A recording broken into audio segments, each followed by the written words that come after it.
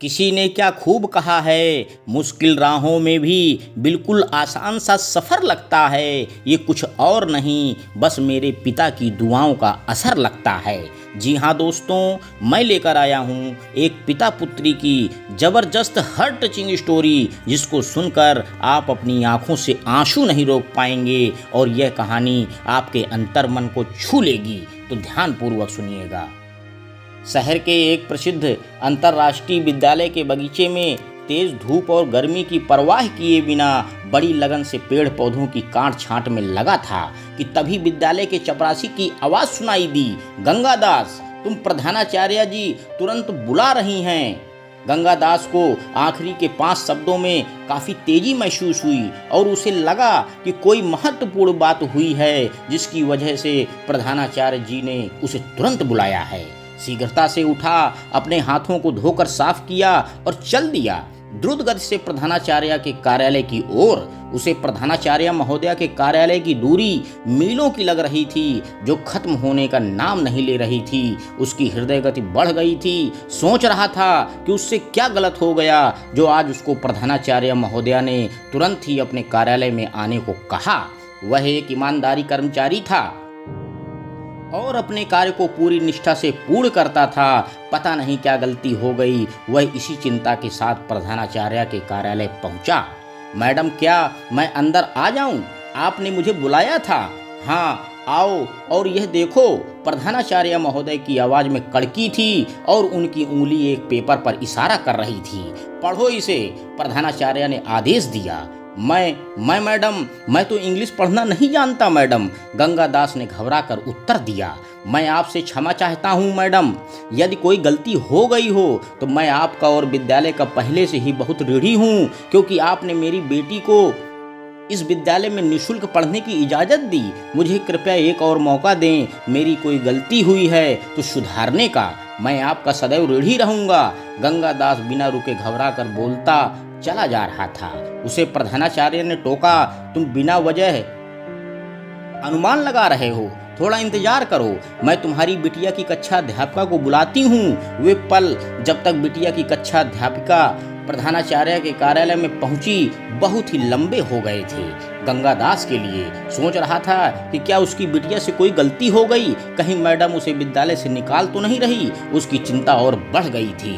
कक्षा अध्यापिका के पहुंचते ही प्रधानाचार्य महोदया ने कहा, हमने तुम्हारी बिटिया की प्रतिभा को देखकर और परख कर ही उसे अपने विद्यालय में पढ़ने की अनुमति दी थी। अब ये मैडम इस पेपर में जो लिखा है उसे पढ़कर और हिंदी में तुम्हें सुनाएगी। गौर से सुनो। कक्षा अध्यापिका ने पेपर को पढ़ना शुरू करने से पहले बताया, आज मातृ दिवस था और आज मैंने कक्षा में सभी बच्चों को अपनी माँ के बारे में एक लेख लिखने को कहा। तुम्हारी बिटिया ने जो लिखा उसे सुनो। उसके बाद कक्षा अध्यापिका ने पेपर पढ़ना शुरू किया। मैं एक गांव में रहती थी, एक ऐसा गांव जहां शिक्षा और चिकित्सा की सुविधाओं का आज भी अभाव है। चिकित्सक के अभाव में कितनी ही माएँ दम तोड़ देती हैं बच्चों के जन्म के समय। मेरी माँ भी उनमें से एक थी। उन्होंने मुझे छुआ भी नहीं कि चल बसी। मेरे पिता ही वे पहले व्यक्ति थे मेरे परिवार के जिन्होंने मुझे गोद में लिया। पर सच कहूँ तो मेरे परिवार के वे अकेले व्यक्ति थे जिन्होंने मुझे गोद में उठाया था।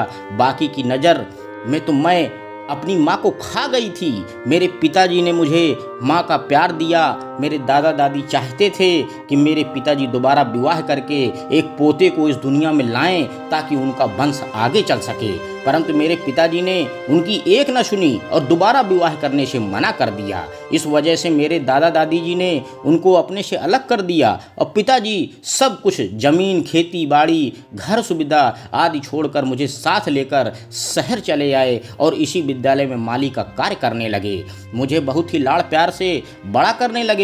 मेरी ज़रूरतों पर माँ की तरह हर पल उनका ध्यान रहता है।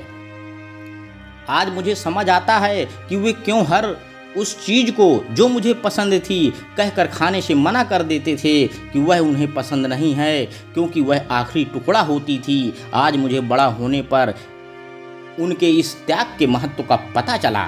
मेरे पिता ने अपनी क्षमताओं में मेरी हर प्रकार की सुख सुविधाओं का ध्यान रखा और मेरे विद्यालय ने उनको यह सबसे बड़ा पुरस्कार दिया जो मुझे यहाँ निःशुल्क पढ़ने की अनुमति मिली। उस दिन मेरे पिता की खुशी का कोई ठिकाना ना था। यदि माँ प्यार और देखभाल करने का नाम है तो मेरी माँ मेरे पिताजी हैं। यदि दया भाव माँ को परिभाषित करता है तो मेरे पिताजी इस वर्ग में भी सर्वोच्च स्थान पर हैं।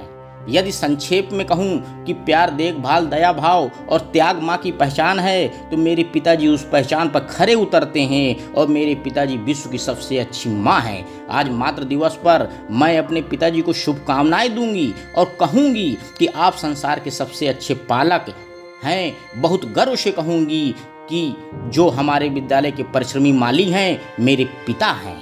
मैं जानती हूँ कि मैं आज की लेखन परीक्षा में असफल हो जाऊंगी क्योंकि मुझे माँ पर लेख लिखना था और मैंने पिता पर लिखा, पर यह बहुत ही छोटी सी कीमत होगी उस सब की जो मेरे पिता ने मेरे लिए किया। धन्यवाद। आखिरी शब्द पढ़ते पढ़ते अध्यापिका का गला भर आया और प्रधानाचार्य के कार्यालय में शांति छा गई थी।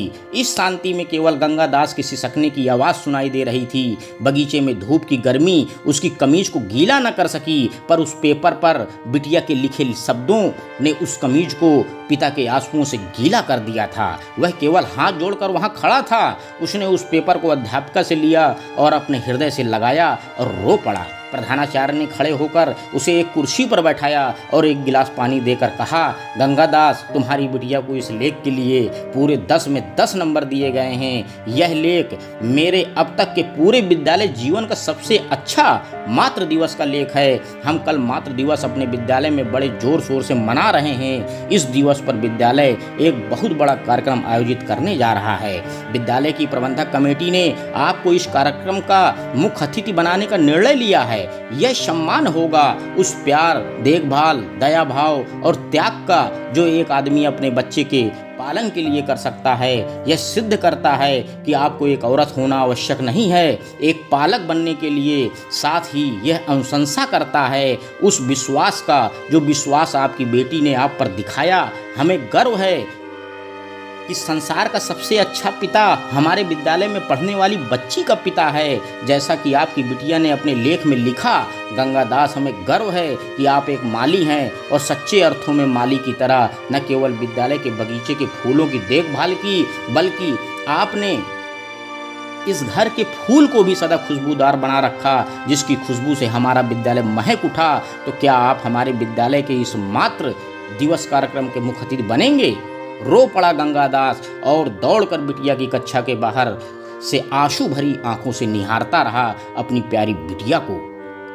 साथियों, इस छोटी सी कहानी से हमें सीख क्या मिलती है? बेटी का पालन पोषण करना इस दुनिया का सबसे अनमोल और खूबसूरत उपहार है। जिस क्षण वह अपना छोटा सा हाथ हमारी उंगलियों के चारों ओर लपेटती है, उस समय से लेकर जब तक वह एक सुंदर, मजबूत, सक्षम युवा महिला बन जाती है, वह हमारे दिनों को धूप से और हमारे दिलों को खुशी से भर देती है। वह हमारी दुनिया है। अंत में दोस्तों, बस मैं यही कहना चाहता हूँ कि जाने कितनी परियों ने मिलकर अर्जियाँ दी थीं, तब खुदा ने इस दुनिया को बेटियाँ दी थीं। धन्यवाद।